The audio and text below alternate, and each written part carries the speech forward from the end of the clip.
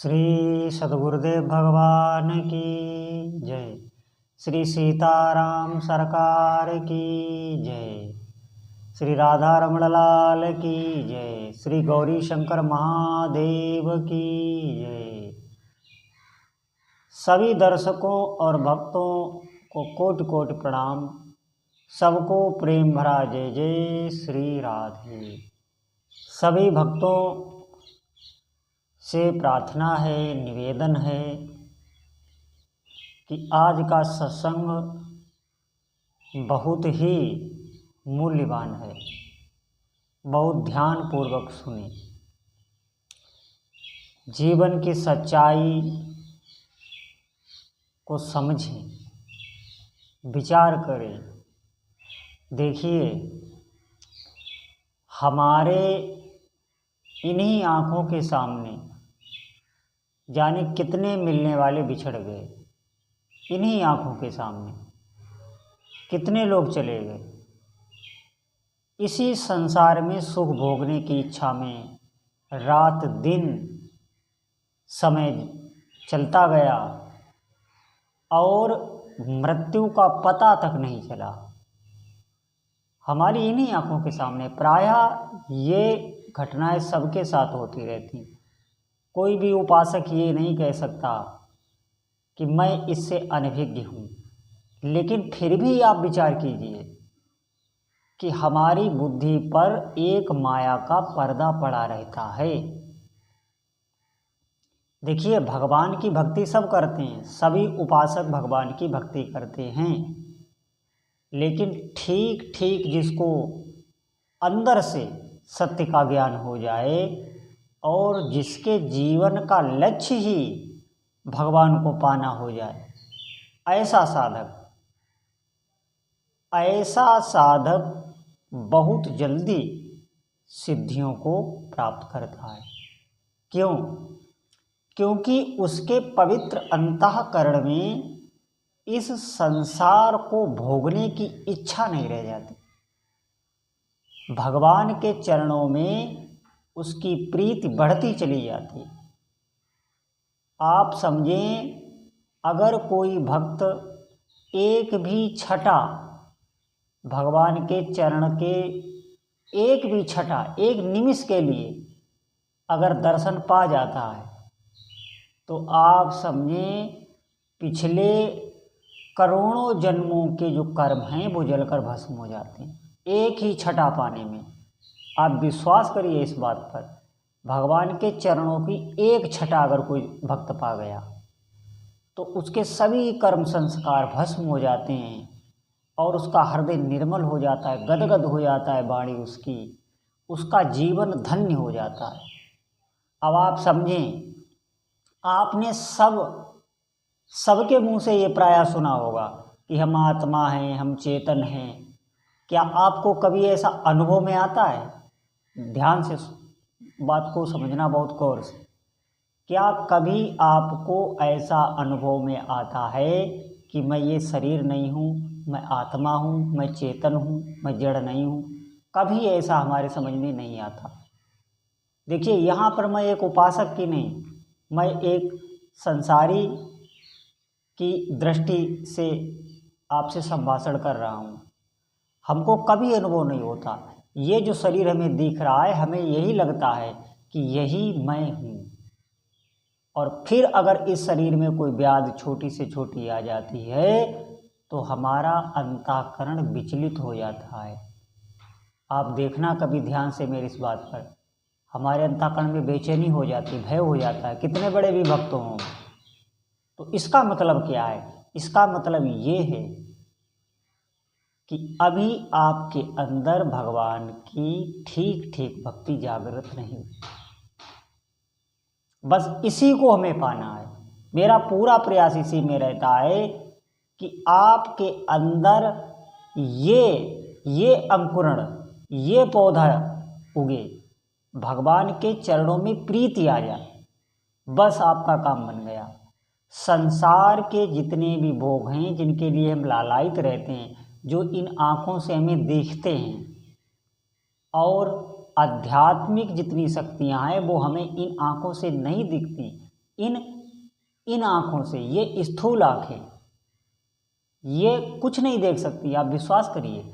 ये हमारी जो बुद्धि जिससे हम सोचते हैं, ये कुछ नहीं समझ सकती।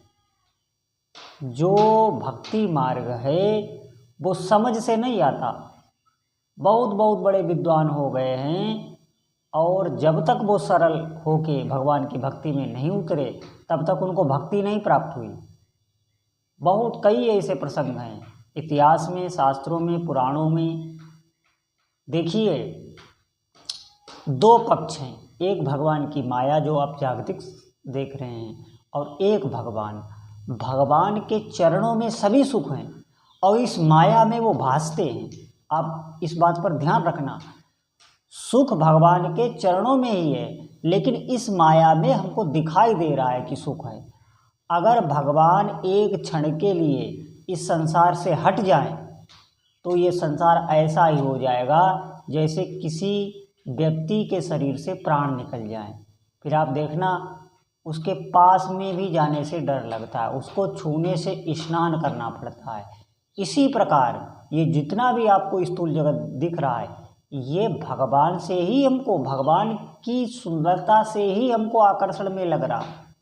जैसे आप बहुत ध्यानपूर्वक सुनना, जैसे आपका शरीर है, इसमें जब तक वो चेतन आत्मा है तब तक आपका मुखारविंद अच्छा लगेगा, आपके हाथ पैर अच्छे लगेंगे, आपका पूरा शरीर अच्छा लगेगा। और ज्यों ही वो चेतना चली जाती है तो शरीर तो वही है, फिर इसमें क्या हो जाता है, क्यों ये भयावना लगता है, क्यों उसके पास में भी जाने से डर लगता है। यहाँ तक कि जो लोग बहुत खास होते हैं, जो उसके घर के सदस्य होते हैं, वो भी अकेले बैठने में भय खाते हैं। और हमारी बुद्धि में ये हमेशा, हम पता नहीं किस बात को इस संसार में खोज रहे हैं। देखिए, मनुष्य जीवन बहुत बहुत मूल्यवान है, बहुत मूल्यवान है। ये हमें जो जिह्वा मिली है, ये जो हमें इंद्रियां मिली हैं, इनसे हम भगवान की आराधना कर सकते हैं। ये सब दिव्य शक्तियों से युक्त हो सकती हैं। देखिए, ये जब भोगों में लगती हैं तो इनका अंत हो जाता है। ये भोग में प्रतिक्षण, आप कोई भोग जब आप भोगते हैं तो आप देखना, उसके बाद आपको अंदर से बहुत ग्लानि होती है, बहुत कष्ट होता है कि नहीं, अब ऐसा कभी नहीं करूँगा। ये क्यों? और भगवान के संबंध में अगर आपका थोड़ा सा भी मंत्र में मन लग जाए, नाम में मन लग जाए, पूजा में मन लग जाए, तो बार बार वो करने के अंदर से भावना रहती कि ये अब फिर क्यों नहीं होता, ये फिर क्यों नहीं होता। ये इन अनुभवों को अपने जीवन में आप धारण कीजिए। देखिए, अभी तक मैं जो सत्संग हमने किया है उस पे मैंने वो पक्ष भी रखा जिससे आप साधनाएं करके धन, वैभव, सुख, संपदा सब प्राप्त करते हैं। शास्त्रों में उसका वर्णन है, लेकिन मैं जो आज आपको सत्संग बता रहा हूँ, इससे आपको जो प्राप्ति होगी उसमें भोग आपके आगे पीछे घूमेंगे निश्चित। देखिए, बहुत जन्मों तक जब कोई साधना करता है तब उसे इस संसार से वैराग्य होता है, ये शास्त्रों में लिखा है। नहीं तो आज जो व्यक्ति है वो उसी में सुख मानता है, वो इन इंद्रियों का भोगों में रमण होने को ही वो सुख मानता है। यही बुद्धि की मलिनता है। और जो साधक होता है, जो भगवान में प्रीत करता है, वो इसे घृणित भाव से देखता है, वो इन इंद्रियों को भगवान में लगने को सुख मानता है। अब दोनों की आप मति देख लीजिए, जीवन किसका सार्थक है। देखिए, संसार के जितने भी भोग हैं उनसे आपको कभी तृप्ति नहीं मिलती, कभी भी नहीं मिल सकती। आप करके देख लें, और ये छूटेंगे, मृत्यु काल में ये छूटेंगे।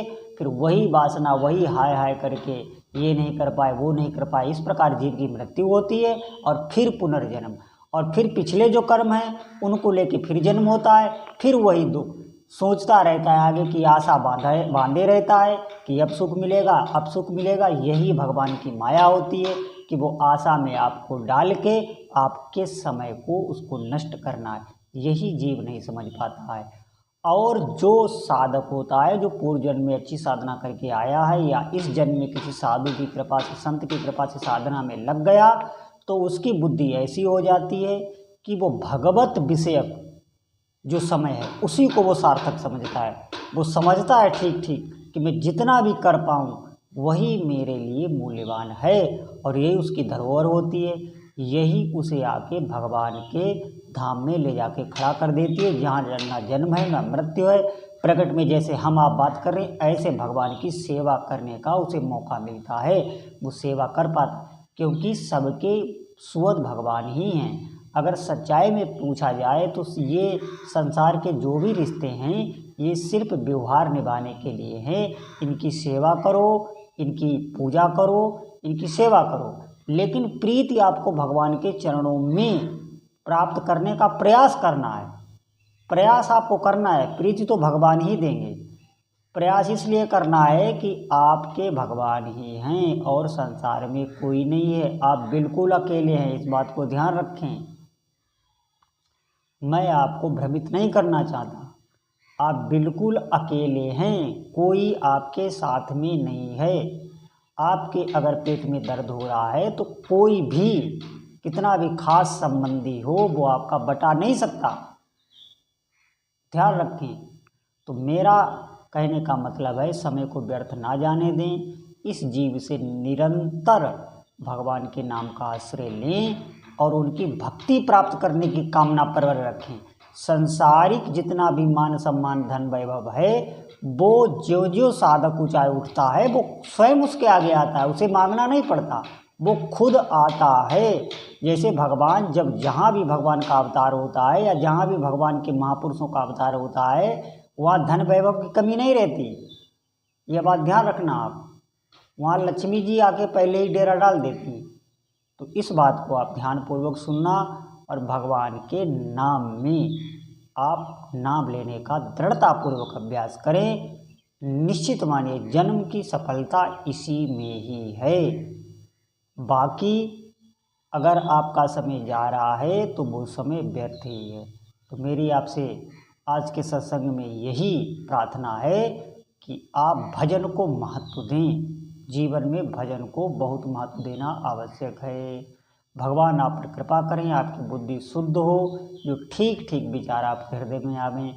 बोलो जय जय श्री सीताराम।